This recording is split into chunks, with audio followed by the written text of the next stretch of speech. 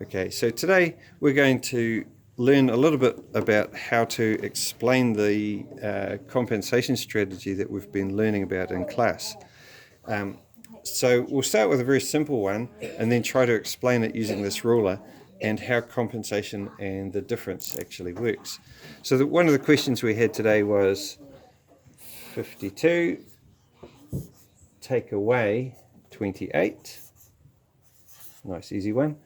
And what we've been encouraging the kids to do is add a little bit to each to get a simpler question to subtract. So for example, if we add 2 to that one and add 2 to that one, it's important that we do the same thing to both. We end up with 54 take away 30, which, as we've discovered by making a mistake first, the answer is 24. 24. That's all right. We don't mind mistakes. Mistakes help us to learn things properly. So we've got our 24. We know the difference between these two numbers is 24. How does that look in the real world, though? So what we've done is we've asked one of our students to mark out 52 on this ruler. So 52 there. And then also 28, which is there. There we go. Nice. Well done reading upside down there, mysterious lady. So we'll ask somebody else to cut a piece of paper that indicates the difference between these two numbers. So we carefully put that on our 52, and if you can snip from 28 to 52 there. Nice, excellent. So that difference between those two numbers, as you can see there, and we can write it on that slip. But you wouldn't have to go through all of this when you're doing it in your head. The whole process happens inside your head. So we're just trying to explain how it works. So this difference is 24. A little bit wobbly there. What are we doing when we're doing the compensation strategy? Well, we know that we haven't figured out 24 yet necessarily, but all we're doing is sliding it along a bit so that instead of 52 take away 28, we've now got 54 take away 30, which is a lot easier to work out. The difference is the same, it's still 24, but we've just shifted it into a place where it's a little bit easier to figure out in our head. In this case, the only maths we actually had to do was 5 take away 3. We knew the 4 would go across straight away. We had 5 tens, take away 3 tens, answer 24. Now, I've got some very keen kids here watching what we're doing, but are there any questions? No.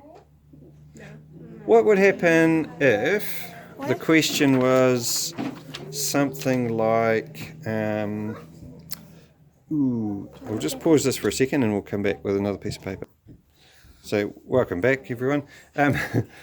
What if it was a decimal question? Say you had 1.72 and you had to subtract 1.58. It's the kind of question that you would have in a test, or if you were working out how much length of elastic you had left in your thing. So, will it still work? Will it still work, the same strategy? Well, I think so. It won't fit on our ruler here anymore, but we can still do the same thing, can't we? Yeah. So what's a nice, neat number I can add to this to tidy it up? 160.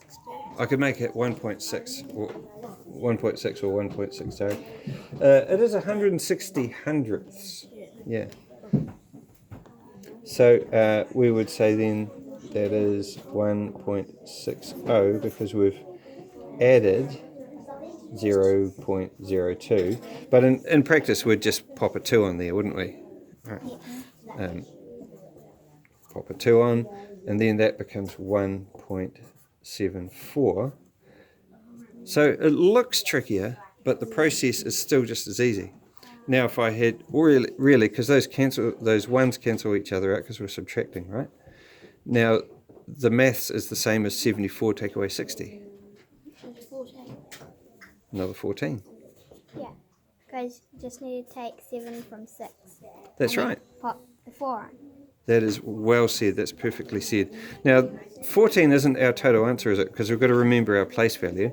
So it's 14 hundredths that we had. So our answer will be 0. What? 0.41. 14. 14. Well said. That's our answer there. So the process is just as easy. We can use this compensation whether we're talking about decimals or very large numbers. And it's quite a handy one that just sort of asks us to find the same difference between the two. Thank you very much, kids. Well done. Bye-bye.